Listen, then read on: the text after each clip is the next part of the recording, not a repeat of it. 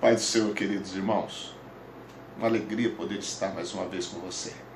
Espero que tudo esteja bem com você, com a sua família, e que as bênçãos de Deus recaiam cada vez mais sobre o seu lar. Nós vamos agora dar início ao nosso comentário da lição de número 2 da nossa escola dominical, a classe dos adultos. Lembrando que a lição ou a revista desse trimestre está tratando sobre a Epístola aos Romanos, algumas lições da Epístola aos Romanos, essa carta extraordinária do apóstolo Paulo. A lição de número 2, do dia 10 de abril de 2016, ela tem por título A Necessidade Universal da Salvação em Cristo. O textuário diz: como está escrito, não há um justo, nenhum sequer. Romanos 3:10. A verdade prática diz: o pecado manchou toda a raça humana e somente o sangue de Cristo é suficiente para purificá-la. Portanto, estaremos estudando sobre a necessidade universal da salvação em Cristo. Por que a necessidade universal? Evidentemente, nós entendemos que aqui o comentarista ele faz menção do que o apóstolo Paulo explica nessa carta aos Romanos, que todos os homens são pecadores. Nós não podemos rejeitar essa verdade das Escrituras Sagradas, porque ela é muito clara, não apenas na Epístola aos Romanos, senão que toda a história sagrada mostra para nós esta realidade. O apóstolo Paulo, em Romanos 3, versículo 23, ele diz: porque todos pecaram, todos, e destituídos estão da glória de Deus. O mesmo capítulo 3, versículo 9, Paulo diz: pois que somos nós mais excelentes? Esse nós aqui, ele está se referindo aos judeus, porque lembremos que no capítulo 1, ele fala uma boa parte do capítulo 1, ele fala da depravação dos gentios. No capítulo 2, ele fala da dureza do coração e da impenitência dos judeus. Então, ele agrega todo o mundo, toda a humanidade, nesses dois aspectos, dos gentios e dos judeus. Ali está englobada toda a humanidade. Então, ele apresenta essa verdade que tanto os gentios ou gregos quanto os judeus, todos são pecadores. E é isso que ele conclui o raciocínio no capítulo 3, verso 9, quando ele diz: pois que somos nós mais excelentes? De maneira nenhuma, pois já dantes demonstramos que, tanto judeus como gregos, todos estão debaixo do pecado. Todos, todos, sem exceção. É interessante uma frase dita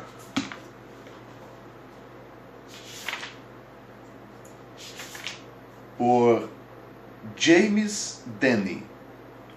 Ele disse: na verdade, existe apenas um problema religioso no mundo: a existência do pecado. Semelhantemente, existe apenas uma solução para ele: a expiação. Então, o grande problema do mundo, James Denney, ele fala isso, e essa frase dele é cunhada exatamente do que as Escrituras afirmam: que toda a humanidade tem um sério problema. O maior problema da humanidade é o problema do pecado. O que nós vemos hoje, nós vemos as consequências terríveis do pecado. É isso que nós contemplamos. E é inegável isso. Por todos os lados, por todas as partes, nós contemplamos as consequências terríveis do pecado. E é interessante que, por mais que a humanidade, os homens,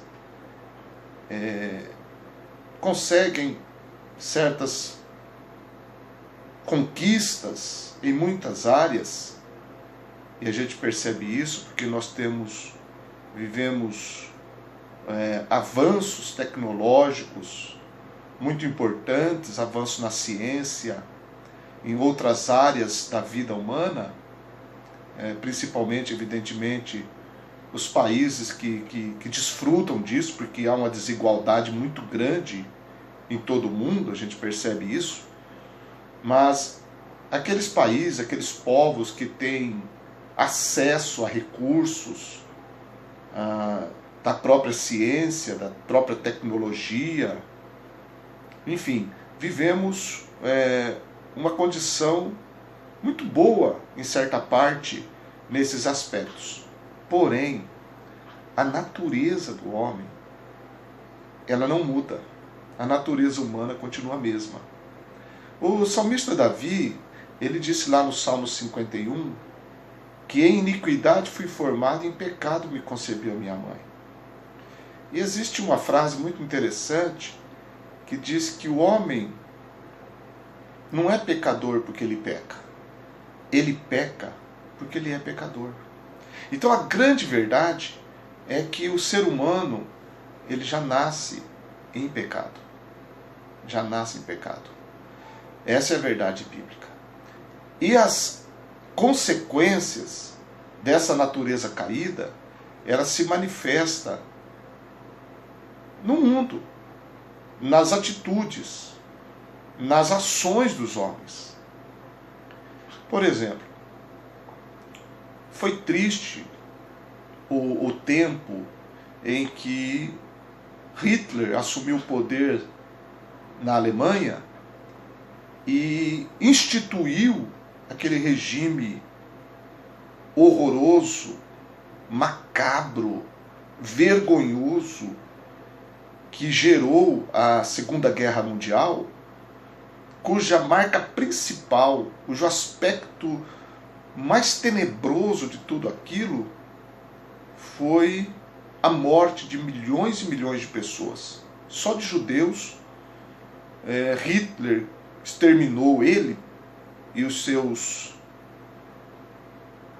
malvados oficiais, soldados, médicos criminosos, mataram 6 milhões de judeus, aproximadamente. O Holocausto, a mancha mais terrível da história. Bem, por que um povo foi levado, induzido, conduzido a uma atitude tão anti-humana, que foi aderir aos princípios, conceitos de Hitler, ao ponto de odiar o semelhante, odiar o próximo, como foi o caso dos alemães, que infelizmente não sua totalidade, mas uma grande parte da população investiu em ódio contra os judeus.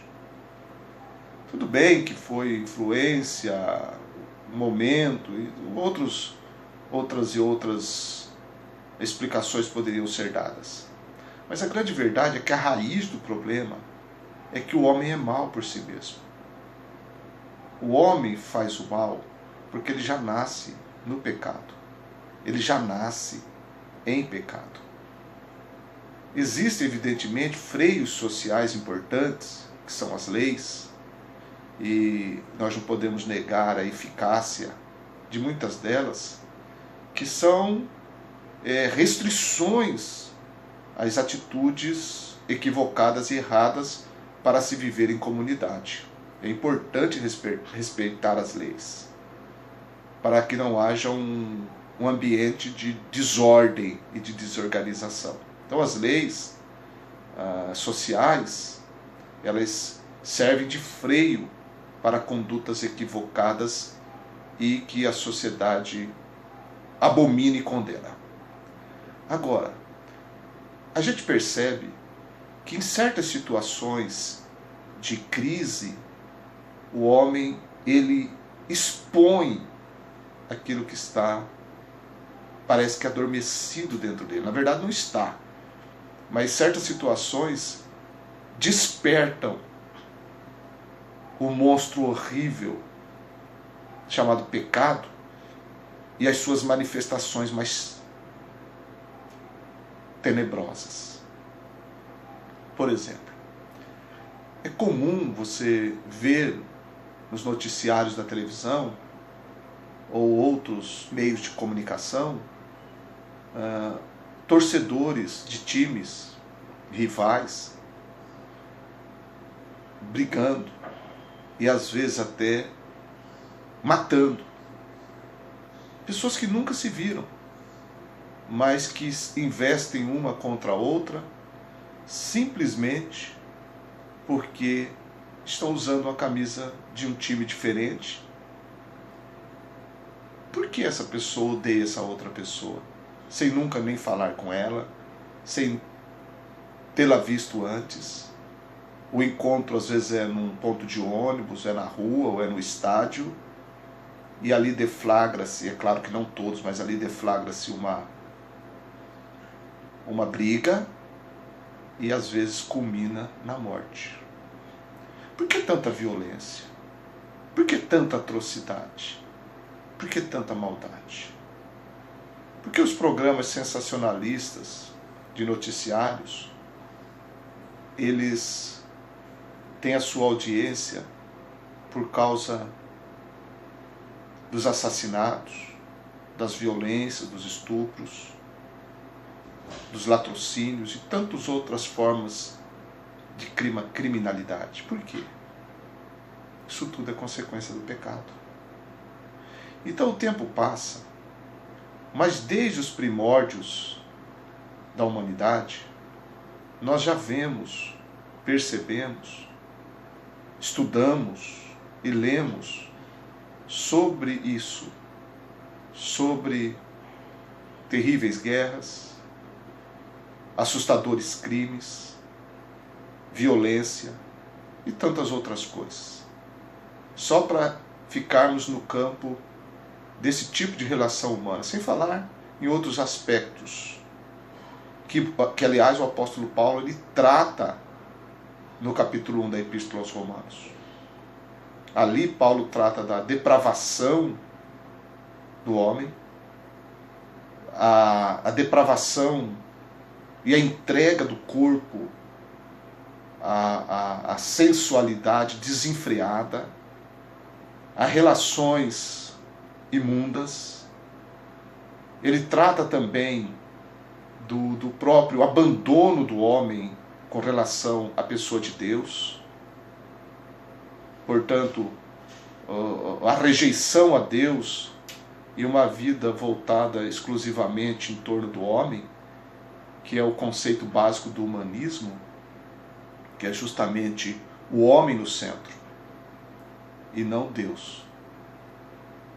Esse é o humanismo, o conceito de que tudo é para o homem, tudo gira em torno do homem, e o homem, portanto, é o centro do universo, o centro de todas as coisas. Bem, todas essas consequências que eu citei aqui, muitas e muitas outras que a gente está cansado de ver, não dá para negar. Não dá para negar, porque as consequências estão ao nosso redor, às vezes até dentro da sua própria casa.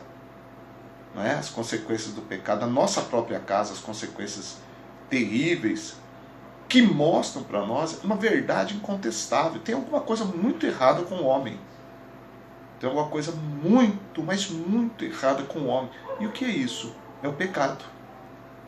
E o pecado, Ele entrou no mundo, ele veio a esse mundo, e Paulo explica isso, que entrou no mundo por causa do primeiro homem que foi criado, que foi Adão. No capítulo 5 da Epístola aos Romanos, versículo 12, ele diz: pelo que, como por um homem entrou o pecado no mundo, e pelo pecado a morte, assim também a morte passou a todos os homens, por isso que todos pecaram.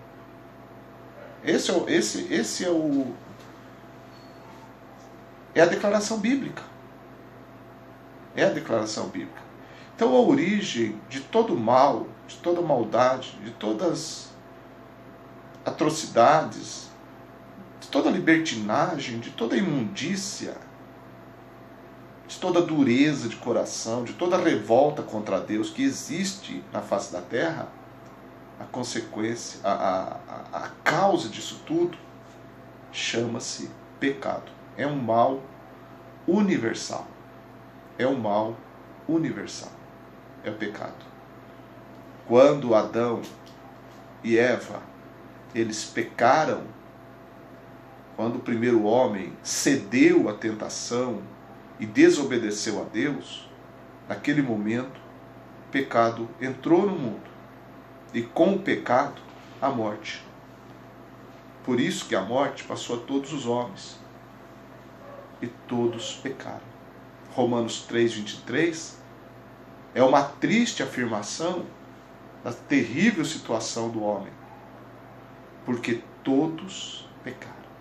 Todos. Sem exceção alguma. De Adão até aquele que ainda há de nascer, até aquele que já está sendo gerado no ventre de sua mãe. Todos pecaram. Então esse é o mal universal. Então por que há uma necessidade de uma salvação universal? Por que há uma necessidade, ou seja, de uma salvação? Há nessa necessidade por causa desse sério problema. Por quê? Embora o homem tenha sido o agente que promoveu e trouxe esse mal que se espalhou a todos os descendentes de Adão, portanto a todo ser humano, o homem não tem a solução para ele. O homem não tem a condição de resolver esse sério problema. A salvação, diz a Bíblia, vem do Senhor. Então a salvação é uma necessidade que o apóstolo Paulo mostra. Primeiramente ele relaciona isso aos gentios, lá no capítulo 1. Depois ele relaciona também essa salvação com relação aos judeus, no capítulo 2. Porque a vida dos gentios, marcada pela depravação, pela rejeição de Deus, pela cegueira espiritual de não conseguir ver e compreender a revelação de Deus na natureza, essa triste situação em que vivem os gentios, que Paulo retrata, ele passa também a retratar não uma situação de depravação dos judeus, mas uma situação de impenitência, de dureza do coração. O problema do judeu, além evidentemente também de outros pecados que Paulo cita, não é? O próprio sacrilégio, o próprio adultério e outras coisas, ele faz menção de que o judeu, no caso citado por Paulo, mesmo conhecendo a lei de Deus, mesmo tendo conhecimento da vontade de Deus expressa na lei e do justo juízo de Deus que vem sobre aqueles que transgridem, eles vivem uma religião puramente, ou viviam, né, na questão do que Paulo cita aqui, esse grupo que Paulo cita, de que tem o privilégio da lei, mas não obedece, não vive, não comunga do espírito da lei tão importante que receberam. E, portanto, estão também debaixo de condenação. E na verdade o próprio apóstolo Paulo diz que o conhecimento da lei, ter o privilégio de ter recebido a lei, como foi o privilégio do povo de Israel, não é suficiente para salvar.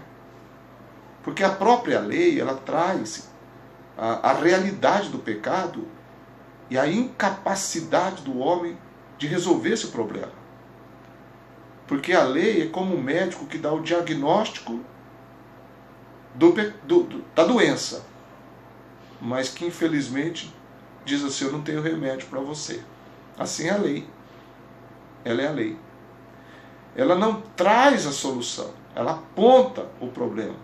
Só que ela serviu como um caminho para que, através do fato dela mostrar a terrível condição do homem como pecador diante de Deus e a sua incapacidade de resolver esse problema, ela não cerra as portas totalmente. No final, ela abre uma porta de esperança que conduz a Cristo Jesus. Porque a própria lei e os profetas apontavam para a pessoa de Jesus Cristo. A lei também servia de seta ou de sinalização para Cristo, para o próprio Cristo Jesus. Porque ele é o cumprimento de toda a lei de Deus. Então o judeu também, embora tendo o privilégio da lei de Deus, e por não ter condição nenhuma de obedecer essa lei, ele está no mesmo nível de condenação dos gentios. Todos estão debaixo da mesma sentença condenatória. O que fazer então com a raça humana? O que fazer com o homem? O homem não tem condição. Só Deus pode fazer. Então, a humanidade é como um órgão do nosso corpo, um órgão do corpo, que está totalmente comprometido com uma séria enfermidade. Completamente comprometido com uma enfermidade mortal. Está totalmente degenerado e se acabando. E o que o apóstolo Paulo faz é como um médico que vai fazer um exame. E esse médico então vai lá com um instrumento, ele pinça um pedacinho daquele órgão, pinça outro pedacinho e manda para o laboratório para fazer um exame, e aqueles pedaços que ele tirou vai servir de amostra para mostrar a situação que se encontra o órgão doente. É a biópsia, não é? E ali então veio o resultado. Então o que o apóstolo Paulo faz é que ele pinça, o que ele faz com os gentios, o que ele faz com os judeus, é como se ele estivesse pinçando amostras de toda a humanidade. E a conclusão é: não há um justo, nenhum sequer. E aí ele cita o Antigo Testamento, o Salmo 14 e o Salmo 53, que são salmos praticamente idênticos, que fala justamente dessa terrível situação da humanidade, onde a declaração de Deus é: não há um justo, nenhum sequer. Então essa é a situação que não tem remédio da parte humana. Portanto, só Deus poderia trazer a resposta, só Deus poderia trazer a solução, só Deus poderia trazer a salvação. Por isso que a Bíblia é claríssima quando ela afirma que a salvação ela vem do Senhor. Porque tanto os gentios quanto os judeus necessitam dessa salvação de Deus. E essa salvação de Deus, ela também é revelada a toda a humanidade, expressa pelo próprio Deus a todos os homens, por sua graça maravilhosa na pessoa de Jesus, na pessoa de Cristo. É em Cristo que o homem encontra toda a esperança que ele não encontra no pecado. Uma vez totalmente condenado, uma vez debaixo da ira de Deus, o homem agora tem uma porta de escape. E essa porta de escape é a salvação que há na pessoa maravilhosa, na pessoa gloriosa de nosso Senhor Jesus Cristo. Então, o que nos faz pensar nessa lição é justamente que gentios e judeus necessitam da salvação, portanto, toda a humanidade necessita dessa salvação. É uma carência implícita no ser humano, na humanidade, e essa necessidade que o homem não podia suprir de forma alguma, só poderia ser suprida pelo próprio Deus, e Deus assim o fez. O próprio apóstolo Paulo explica isso nessa epístola. Então, voltando para aquele tema central da epístola aos Romanos, que é a justificação, a grande pergunta é: como o homem pecador, como o homem transgressor, como a humanidade em pecado pode ser justificada? Como pode o homem ser salvo?